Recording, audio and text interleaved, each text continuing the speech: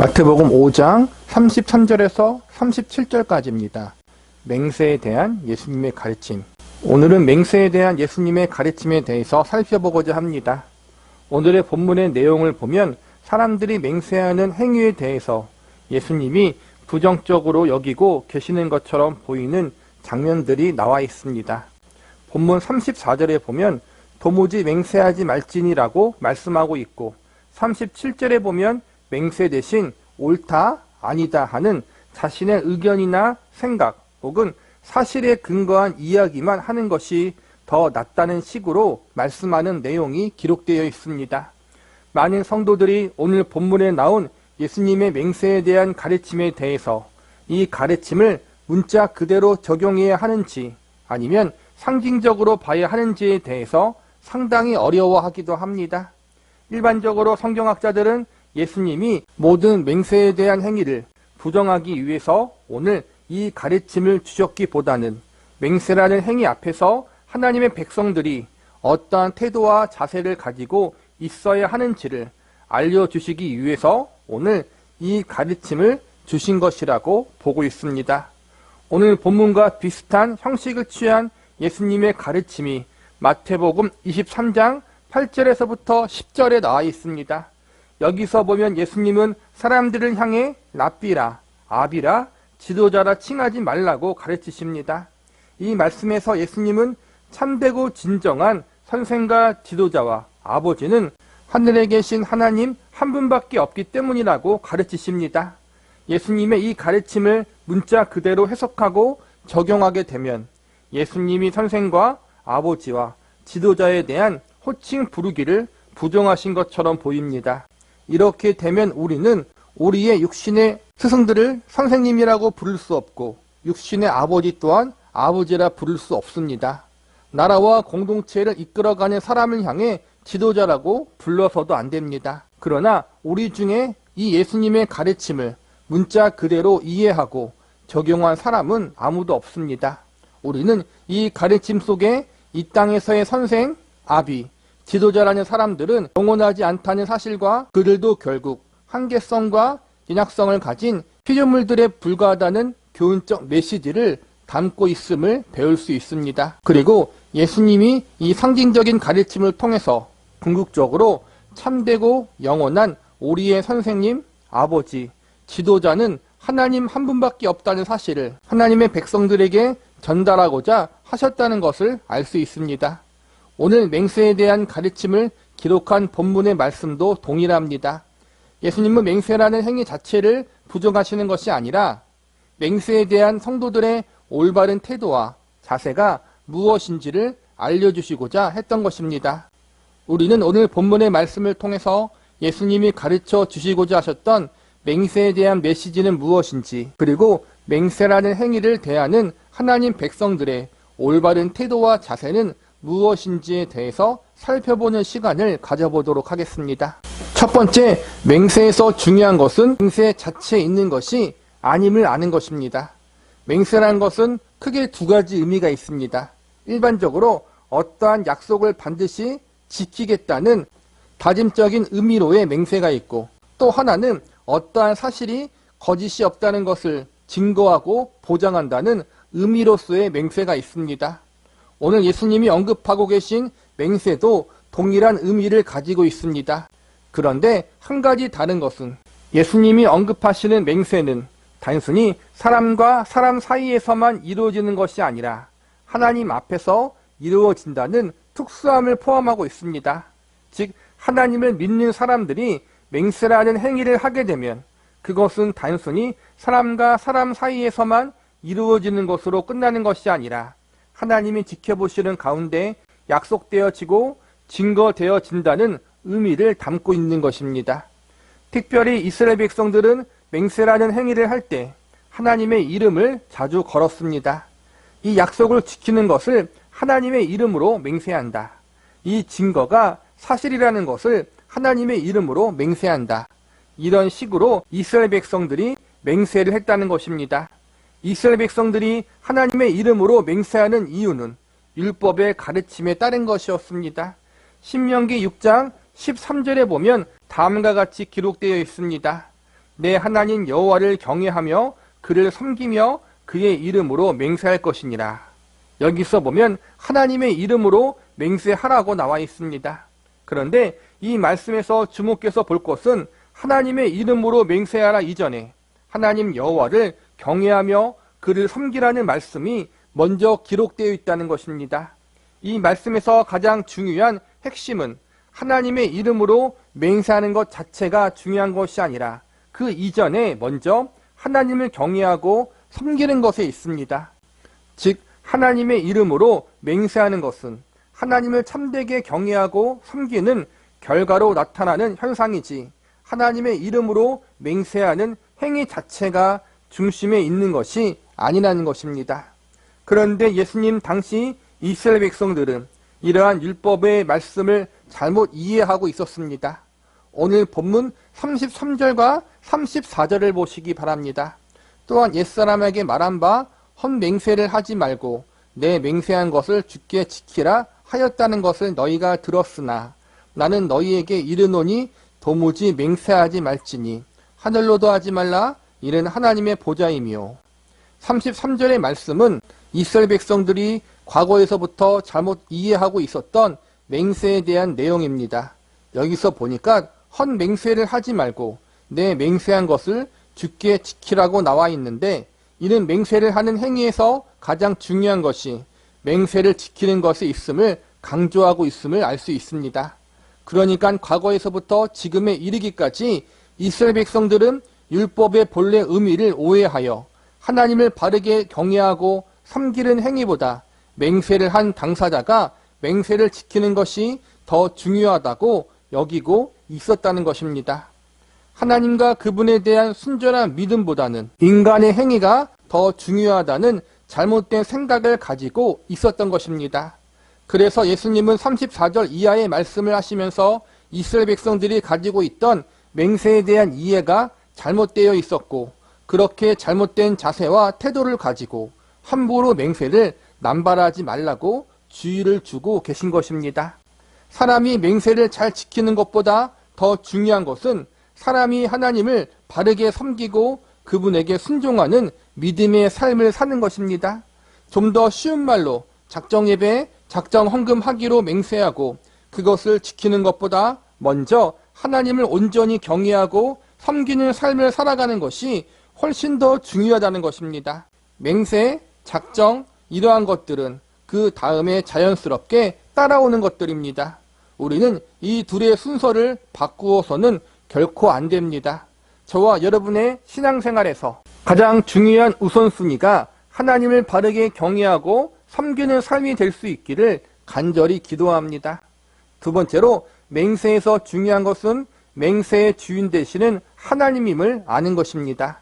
하나님이 맹세의 주인 되신다는 것은 하나님의 백성들의 맹세가 결국에는 사람 앞에서 하는 것이 아니라 하나님 앞에서 하는 신앙적 행위임을 기억하라는 것입니다.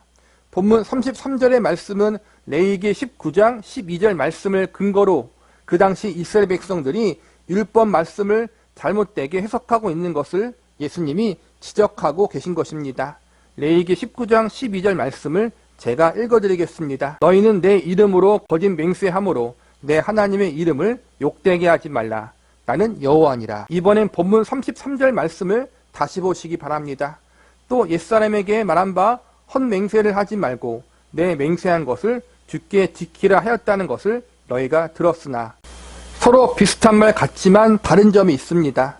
레위기에서는 거짓 맹세를 하지 않으므로 하나님의 이름을 욕되게 하지 말라. 이것이 강조되어 있다면 마태복음에서는 헛맹세를 하지 말고 맹세한 것을 지키는 것이 강조되어 있습니다. 쉽게 이야기하자면 원래 율법에서 강조한 것은 하나님의 이름인데 예수님 시대의 이스라엘 백성들은 이것을 왜곡시켜 맹세를 지키는 것을 강조했다는 것입니다. 율법의 원래 가르침은 맹세란 하나님의 영광과 관련된 신앙의 행위였습니다. 인간의 잘못된 맹세로 말미암아 하나님의 이름에 누가 되고 그분의 영광이 가려지지 않도록 조심하고 또 조심해야 한다는 것이 성경의 가르침인 것입니다. 즉 맹세의 초점이 하나님과 그분의 영광에 있는 것이 본래 성경의 초점인 것입니다. 그런데 시간이 지나면서 이러한 가르침이 왜곡되어서 맹세라는 행위에 초점이 가게 되었고 하나님이 아닌 사람 중심의 가르침으로 변질되어 버린 것입니다. 이러다 보니 자연스럽게 맹세를 지킴으로 얻어지는 인간의 종교적 열심과 헌신, 맹세를 지킨 당사자의 의로움과 공로가 강조되게 되어버렸습니다. 위에서도 배웠지만 맹세는 맹세 자체의 목적과 의미가 있는 것이 아닙니다. 맹세의 가장 중요한 목적과 의미는 하나님을 바르게 경외하고 섬기는 것에 있습니다. 맹세뿐만 아닙니다. 맹세에 대한 예수님의 가르침은 결국 하나님의 백성들의 신앙생활의 우선순위가 무엇이 되어야 하는가, 성도의 삶의 중심에는 과연 무엇이 자리 잡고 있어야 되는가를 알려주고 있는 것입니다. 우리는 맹세를 지키는 행위에 집중함으로 나의 열심과 나의 공로를 드러내는 삶을 살아가고 있는가, 아니면 우리의 맹세를 지켜보고 계신 하나님이 우리들의 모든 삶의 영역 가운데 우리를 지켜보고 계시고 함께하고 계시다는 사실을 인식하며 언제 어디서나 하나님 앞에서 믿음으로 인생을 살아가고 있는가, 이러한 부분을 우선적으로 점검할 수 있는 우리가 되어야 합니다. 맹세를 포함하여 성도의 신앙생활에 가장 중심되는 초점은 언제나 하나님이 되어야 한다는 사실을 반드시 기억할 수 있는 성도 여러분이 되시기를 바랍니다. 마지막으로 맹세에서 중요한 것은 맹세하는 당사자의 올바른 태도와 자세입니다. 예수님 당시 이스라엘 백성들이 맹세에 대하여 잘못 행하고 있었던 또 다른 것은 너무나도 함부로 맹세를 남발하고 있었다는 것입니다. 본문 35절과 36절을 보시기 바랍니다. 땅으로도 하지 말라. 이는 하나님의 발등상임이요. 예루살렘으로도 하지 말라. 이는 큰 임금의 성임이요.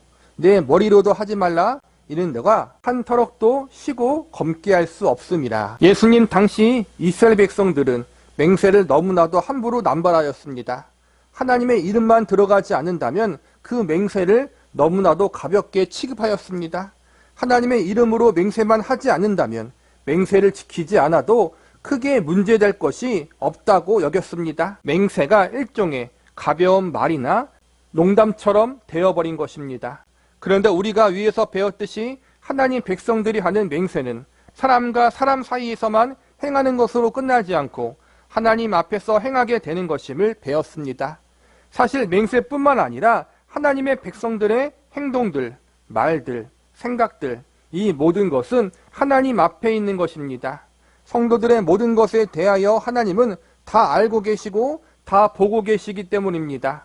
그러기 때문에 비록 하나님의 이름이 들어가지 않더라도, 종교적인 의식과 행위에 포함되어 있지 않더라도 하나님 백성들의 모든 삶은 하나님을 의식하는 삶이 되어야 합니다. 하나님이 나를 보고 계신다. 하나님이 우리와 함께하고 계신다. 성도의 모든 삶의 영역에서 이러한 신앙의 의식, 이러한 영적 민감성을 가지고 있어야 합니다. 그런데 이스라엘 백성들, 유대인들은 철저하게 종교적인 영역과 일상적인 영역, 종교적인 말과 일상의 말의 영역을 나누었습니다.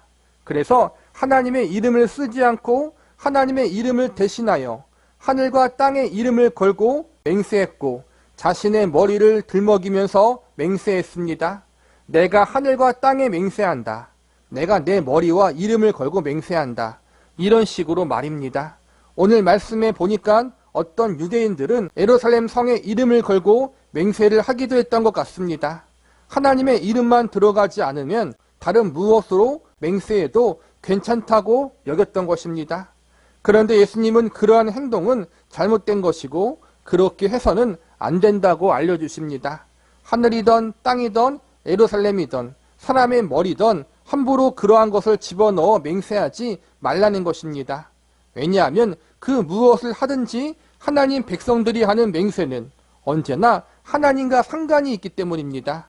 하나님의 이름이 들어가지 않더라도 하나님 백성들의 맹세는 언제나 하나님과 상관이 있습니다.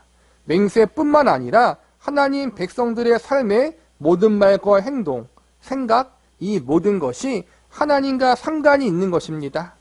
그래서 하나님의 백성들이 맹세를 함부로 남발하게 되면 그것이 하나님의 영광에 누가 될 수 있는 것이고 하나님 앞에서 합당치 않는 것이 될 수 있는 것입니다. 하나님 백성들이 종교적인 영역이 아니라 일상의 영역에서도 그들의 말과 행동과 생각이 하나님 보시기에 합당하지 않는다면 그것은 하나님 앞에서 죄가 되는 것이고 하나님의 영광을 가리게 되는 것입니다. 우리는 늘 성도의 모든 삶이 하나님과 상관이 있는 삶이라는 사실을 기억하고 있어야 합니다. 다시 말해 하나님의 백성들의 삶의 모든 순간이, 모든 시간들이 하나님 앞에 있다는 것입니다. 그러므로 우리는 주님 나라 가는 그날까지 언제 어디서나 하나님을 의식하는 삶, 하나님과 함께하는 믿음의 삶을 살아가야 하는 것입니다. 하나님이 다 보고 계시고 다 알고 계십니다. 우리는 하나님의 거룩한 통치와 다스리심을 받고 있는 거룩한 백성들입니다. 이러한 사실을 잊지 말고 우리의 삶의 모든 영역 가운데 모든 말과 행동과 생각 속에서 하나님을 의식하며 하나님 앞에 합당한 믿음의 삶을 살아갈 수 있기를 기도합니다. 말씀을 정리하겠습니다. 우리는 하나님 백성들의 맹세를 포함하여 모든 삶은 하나님과 연관되어 있음을 배웠습니다. 우리는 하나님을 자꾸 종교적인 영역에만 모시어 두려고 합니다. 교회에서만 종교적 행사와 의식, 믿음과 신앙이 들어가는 열심적인 시간에만 하나님과 상관이 있고 나머지 공간과 나머지 시간에는 우리와 하나님이 전혀 상관없다고 여기는 실수를 범합니다. 하나님은 단 한순간도 창조주의 자리를 비우신 적이 없으십니다. 하나님은 단 한 번도 우리에게 그분의 구주되심을 양보하신 적이 없으십니다. 그런데 자꾸 그러한 사실을 망각합니다. 애써 의도적으로 잊으려고 합니다. 본문 36절을 보시기 바랍니다. 내 머리로도 하지 말라. 이는 너가 한 터럭도 쉬고 검게 할 수 없음이라. 머리에 염색하여 색깔을 입히는 것을 말하는 것이 아니라 원래 머리카락의 색깔을 바꿀 수 없다는 것입니다. 이처럼 인간은 인간의 머리카락 색깔 하나도 마음대로 할 수 없는 연약한 존재입니다. 그러한 연약한 피조물인 우리가 종교라는 작은 영역에서만 하나님과 상관이 있는 삶, 하나님을 모시는 삶을 살고 나머지 다른 삶의 영역과 자리에서는 하나님과 상관이 없는 삶을 살려고 발버둥 치니까 그것이 하나님 보실 때 너무나도 괘씸하고 어이가 없다는 것입니다. 머리털 하나도 검게 하거나 쉬게 할 수 없는 인간들이 하나님을 의지하지 않고 스스로 주인되어 마음대로 인생을 살려고 하는 그러한 모습을 보이니 너무나도 안타깝다는 것입니다.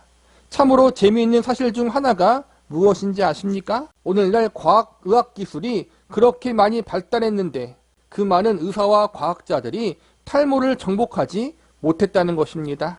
유명한 과학자나 의사들 중에도 보면 머리카락이 별로 없는 분들이 많이 있습니다. 이처럼 머리카락 하나도 자신들의 마음대로 주관하지 못하는 인간들이 스스로 상황과 환경에 따라 자기 입맛과 생각에 따라 하나님의 이름을 들먹거리며 맹세를 남발하고 있습니다. 자신들의 멋대로 하나님을 포함시키고 제외시키며 하나님을 넣었다 뺐다 하고 있습니다. 우리는 이러한 점을 조심하고 또 조심해야 합니다. 본문 37절을 보시기 바랍니다. 오직 너희 말은 옳다 옳다 아니라 아니라 하라. 이에서 지나는 것은 악으로부터 나느니라. 이 말씀의 뜻은 우리가 잘 알지 못하는 일에 대해서 또한 자기가 할 수 없는 능력 밖의 일에 대해서 하나님의 이름으로 성급하게 주장하거나 약속해서는 안 된다는 것입니다. 우리는 우리가 아는 것만을 주장하고 우리가 할 수 있는 것을 약속해야 한다는 것입니다. 이는 우리의 연약성과 한계성을 인정해야 한다는 것입니다. 우리가 아무리 똑똑하다고 해도 아는 것보다 모르는 것이 많은 존재들입니다. 우리가 아무리 능력이 뛰어나도 할 수 있는 것보다 할 수 없는 것이 더 많은 존재들입니다. 인간의 상황에 따라 맹세를 지킬 수 있는 여부도 언제든지 달라질 수 있습니다.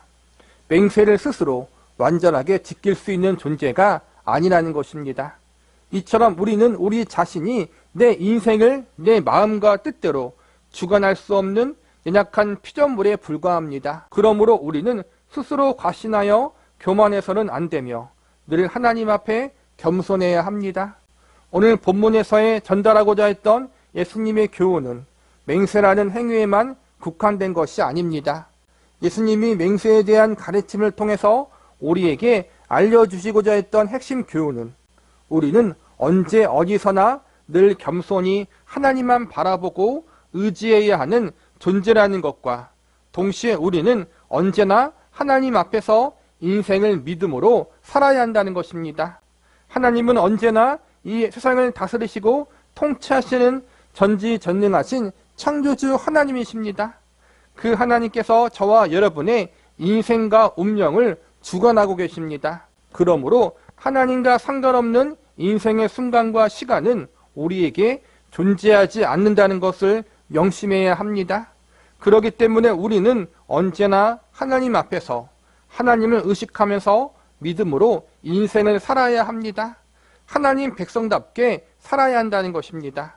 머리카락 하나도 마음대로 못하는 우리의 연약성과 한계성을 절실히 깨닫고 맹세의 주인이신 하나님이 우리들의 전 인생의 중심이자 주인 되신다는 사실을 인정하며 겸손히 그분만을 의지하며 하나님 앞에 하나님 백성으로서 합당한 인생을 살아갈 수 있는 저와 여러분이 되시기를 간절히 기도합니다.